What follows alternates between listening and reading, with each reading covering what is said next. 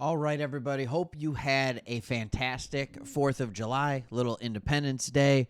Man, oh man. Hopefully, you're down in Tampa. You're down in Florida. It's hot down there. It was hot here up in Michigan. And you're probably wondering why a guy from Michigan's talking about the Tampa Bay Bucks. Hey, if you are new to this channel, if you are not, my name is Craig. Me and my buddy Chris started this channel because we wanted to cover teams that the national media seems to kind of look over. We are Detroit Lions fans. We don't hide that. And let me just say, in the 90s, nobody did uniforms better than the Lions and the Bucks. That's all I have to say. Go back to the creamsicles, all right? This is close. All right, so with all that being said, we wanted to have Tampa Bay be one of the teams that we talked about because they just consistently have been overlooked. You have a good coach. You've brought in a good quarterback. You've found ways to continue to make it work post-Tom Brady era. We want to give you, man, how do I want to put it? Just a non-biased look at what your team's doing. And in today's video, I want to talk about a guy. It's not that everybody else wants him, but he has the talent that everybody else wants. And we're going to go ahead and talk about him, and then we are going to talk about a player on the opposite side, but just how he fits so well in this team. And we'll kind of go from there. We're gonna kind of go from there, and I'm gonna read you something. I just want you to hear the one major takeaway from your beat writer on The Athletic. All right. So with all of that being said, the player that I am talking about is right here, Hassan Reic. All right, and you can't see his name because of my ugly mug covering it up. But Hassan Reic, this is interesting. So much drama, so much turmoil in the last year. He went from being a Philadelphia Eagle to, nope, we're going to go to the Jets, and then I'm going to play. No, I'm not going to play. I still want a new contract. All of this kind of stuff going on. And then the Jets were just a straight-up dumpster fire. I don't know how else to say it. I'm sorry. I think they'll turn things around. They have Aaron Glenn there. It seems like they're doing things in a more professional manner now, but it is just so interesting to me. But Hassan Reic has all this craziness. Here's what your beat writer had to say in a takeaway. Hassan Reic had only one sack last season. We know that. All right? And skipped some offseason workouts, the optional ones. I just want to be clear on that, which led to uncertainty about his ability to impact the defense. But Reic's presence at minicamp was powerful.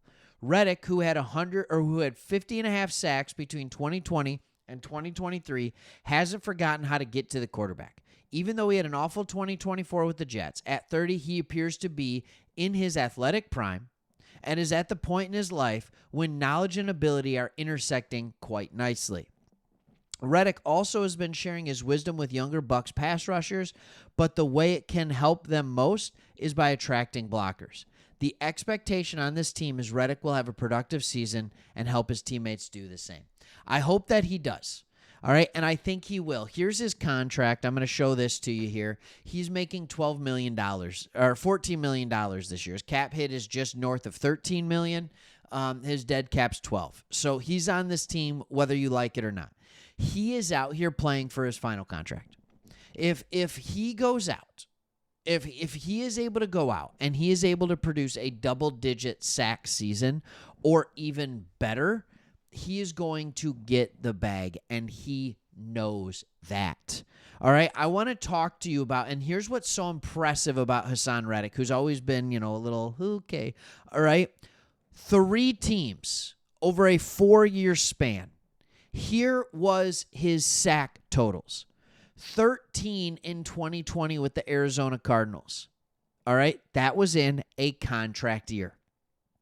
Then he goes to Carolina, all right, and gets, it was in a renewal year, all unique things, all right? Then he goes to Carolina for a year and gets 15 sacks.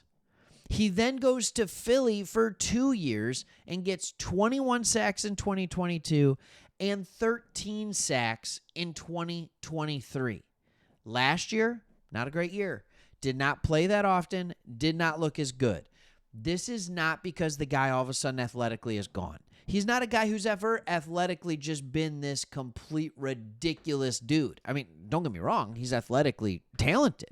But he's never been just this, how do I want to put it, crazy athlete. And I'll see if I can find his RAS while I'm going ahead and I'm talking to you. He's not a bad athlete. Don't get me wrong.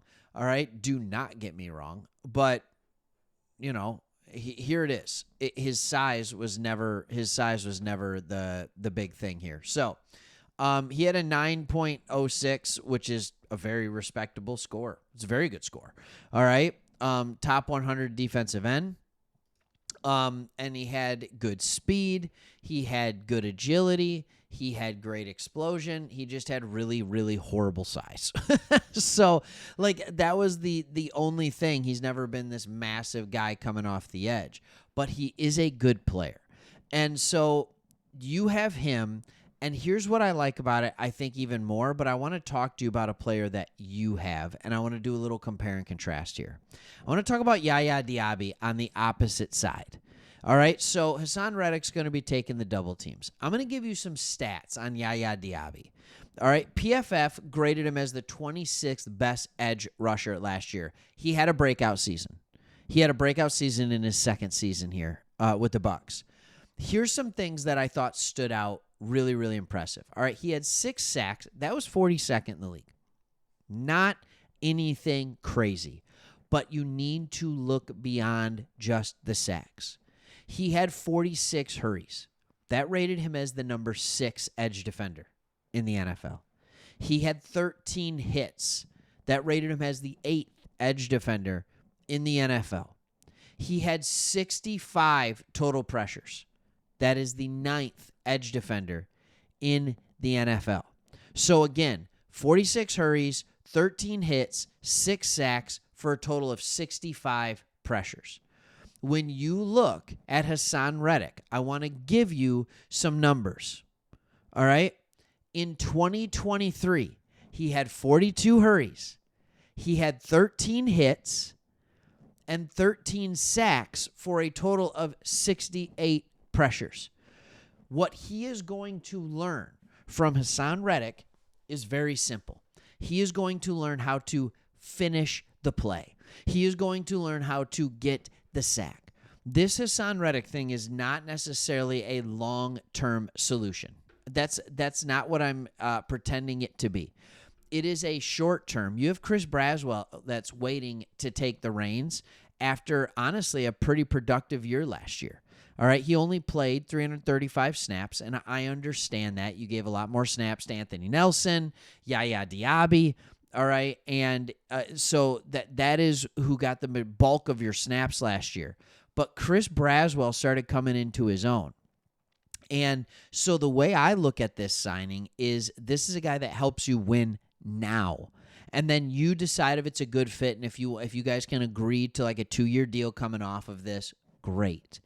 If you can't, what it's done is it's shown Yaya Diaby how to be elite. I want to be clear on that. And it allows time for Chris Braswell to become a really good number 2 running mate.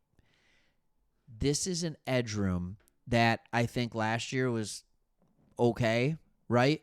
But this year, when you combine it with the defensive interior, this could be an elite defensive line. And that is the type of things when you have an elite defensive line and you have the offense that this team has and you have a defensive-minded head coach, there actually could be some scary success for the Bucs this year. All right, hope you enjoyed this. Thanks for watching. See you on the next one.